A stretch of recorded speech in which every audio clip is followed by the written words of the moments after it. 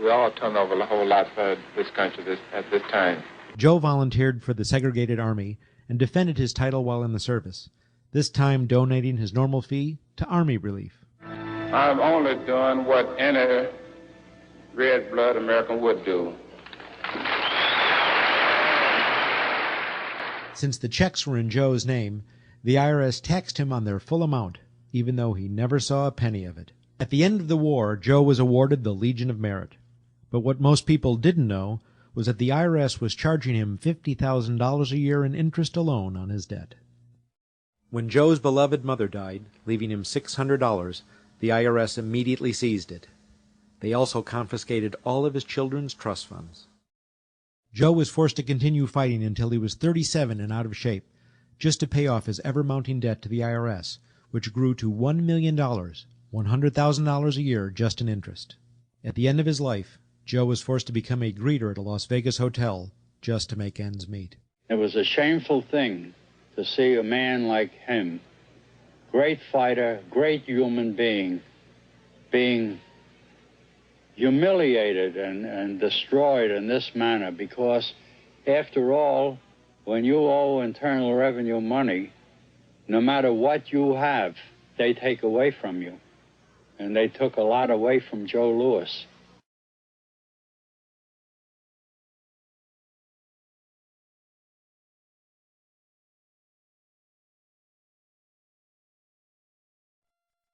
I made a decision to drive to Virginia Beach from Washington because I had heard stories about two law-abiding families who had been brutalized by the IRS.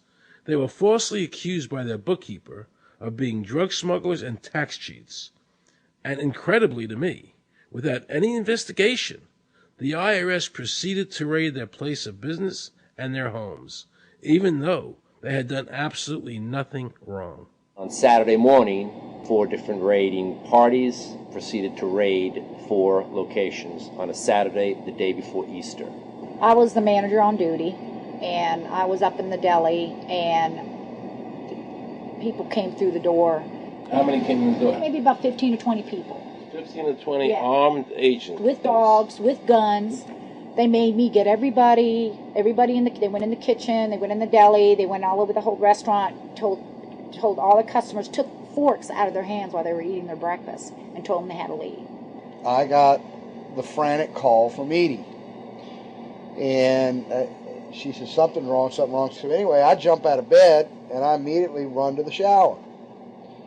I'm in the shower, and the next thing I know, I hear my son yelling, "Dad!" I went like this, and boom, I'm slammed against the door and I fall down with the gun in my head.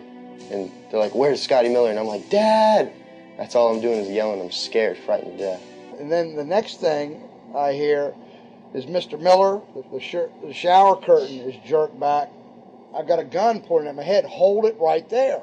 The screams from the little girls who were at a pajama party with my daughter. There was 4 little girls there with my daughter. Of course, mayhem. There were about 3 men in my bedroom with huge guns. He followed us and wanted to watch us get dressed, and I tried to shut the door, and he puts his foot in the door, like he's going to sit there and watch us change our clothes. And I was like, "Excuse me, no." My neighbors now are all standing out. Were you still naked? Well, they handed me a towel at that point. I had a towel wrapped around me. Did the towel fit? Hardly. Hardly. At this point, they were talking about weapons, and, it's crazy. I mean, they're looking everywhere, going through all my drawers. And I reached for my underwear drawer to get some underwear. They said, "Don't touch anything." Boom. They're locking their guns up. They said, "Hold it right there. Don't move around. Don't move." And I'm going, whoa. I said, "I'd just like to get some underwear on here, I said, I got women standing here. They keep everything. How did you conduct your business if the IRS took everything? We had to do it out of a shoebox so we could keep going because we requested these things, and I'm told that the government's really not, once they do raid and so forth, they're supposed to at least let you, until you're charged with something, continue your business. This wasn't the case. They kept everything. So you were never even charged? Absolutely not. Charged with what? And when you speak IRS, the whole world shrivels up. The whole world gets fearful to a point where let's not talk about it. I testified in front of Congress. I would like to know why this dark entity, known as the IRS, has come into my life and refused to leave. I raised my children with a zero tolerance for dishonesty. And now they must hear allegations that I am a major drug dealer and a tax cheat? A lot of people out there being abused, and a lot of people saying, look, I'll pay it. Just go away. Just go away. When all that happened, we had to file bankruptcy. We had cars taken away from us, kept my daughter from going to college.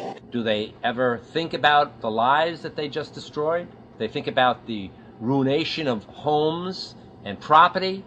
No. In this case, we would have never thought this could happen to us. We've never done anything wrong.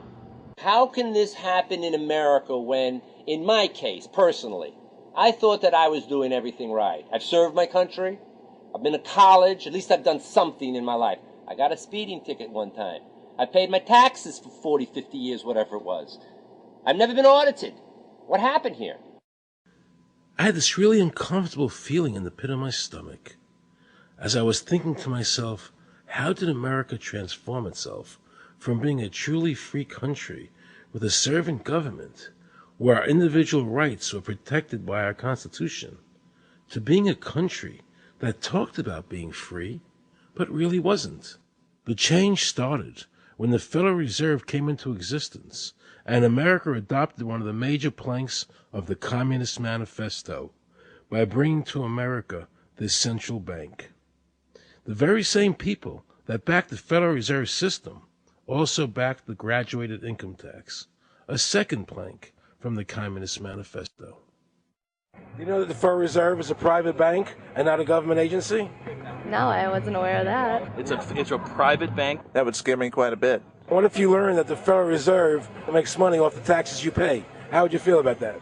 Angry. Like I'm feeling right now. I would feel cheated by my government. I'd be angry. It kind of sucks. They're pretty much in control of everything.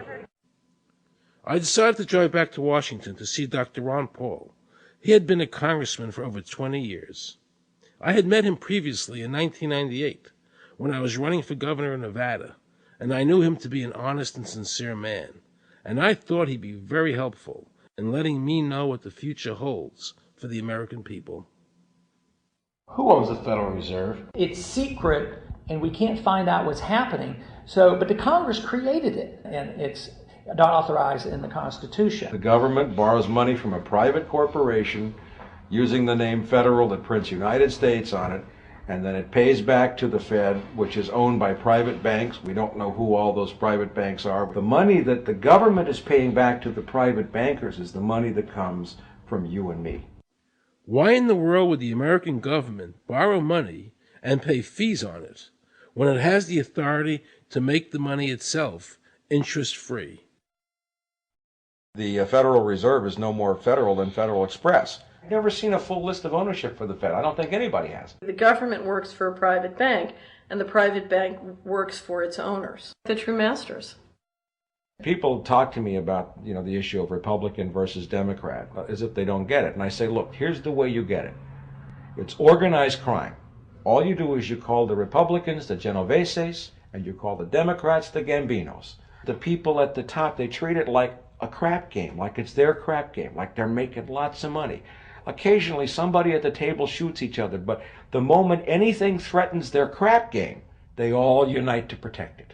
They're both controlled by the same financial, economic, and corporate interests. Once the banks get into the picture and they form a partnership with the government gives them the legal power now to create bank-issued money backed by the coercive power of government to require everybody to accept that bank money. In the course of the last century, they have converted this nation from a nation of independent freeholders to a nation of employees. And they're just one step away from being serfs. Most people spend the great bulk of their money for taxes, interest, and inflation. And all of that money goes to these two groups that comprise the cartel and their partner, the federal government. It's not a coincidence. So if Congress used its legal authority to shut down the Federal Reserve System, the American people would be much better off. Government should create issue and circulate all the currency. Creating and issuing money is the supreme prerogative of government and its greatest creative opportunity. Adopting these principles will save the taxpayers immense sums of interest, and money will cease to be the master and become the servant of humanity. Abraham Lincoln. Young people today are conditioned practically from the cradle on up to think that credit is a wonderful thing. You don't want to damage your credit. You want to do what you can so that you can go to the bank and get a good loan.